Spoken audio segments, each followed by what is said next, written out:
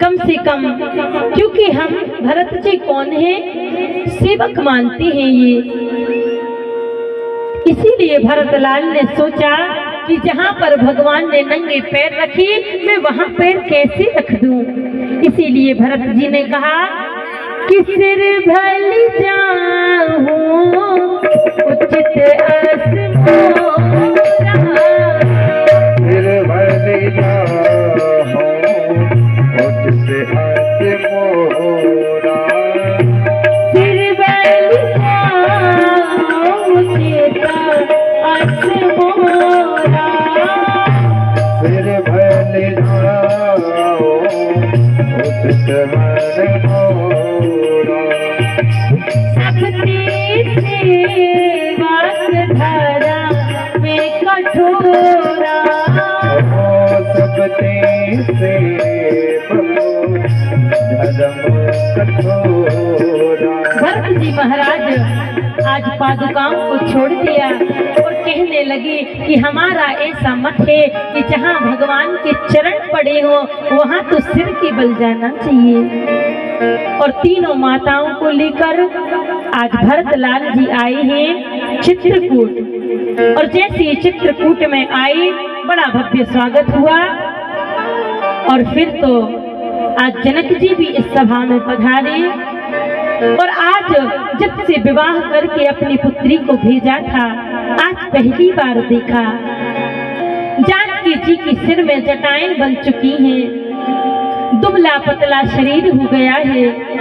और अपनी बेटी को आज इस हाल में देखकर जनक जी महाराज रो पड़े कि बेटी धन्य हो तुम, आज तुमने दोनों कुलों को तार दिया, रघुवंश को भी और निमि वंश को भी।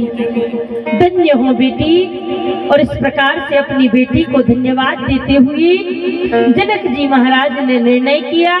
और तब निर्णय में भरत जी की जीत हुई। और फिर कह दिया कि प्रभु, जो अयोध्या आने में 14 वर्ष से एक दिन की भी देरी हुई ना, तो ये भरत जीवित न बचेगा। और तब पावड़ी देकर भगवान राम ने श्री भरत जी को विदा किया। और पावड़ी लेकर पधारे हैं श्री भरतलाल जी नंदीग्राम। लाकर पावड़ी को रखा और फिर भगवान के राज्य गद्दी पर पावड़ी विराजित हुई। और तब 14 वर्ष का शासन किया। और अब भगवान को लगा कि अगर हम चित्रकूट में ही रहेंगे तो अयोध्या वासियों का किसी का झगड़ा होगा तो सब भागेंगे चित्रकूट। और इसीलिए आज भगवान ने चित्रकूट को भी छोड़ा।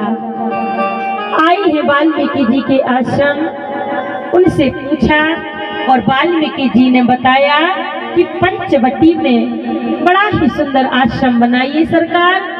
और फिर तो पंचवटी में आश्रम बनाया और रहने लगे हैं हमारे भगवान। लेकिन एक समय वो आया कि रावण की एक बहन है बड़ी प्यारी, हमारे लिए प्यारी नहीं है लेकिन रावण को बहुत प्यारी है, जिसका नाम है सूर्पनखा। विचरण करते हुए वन में आई।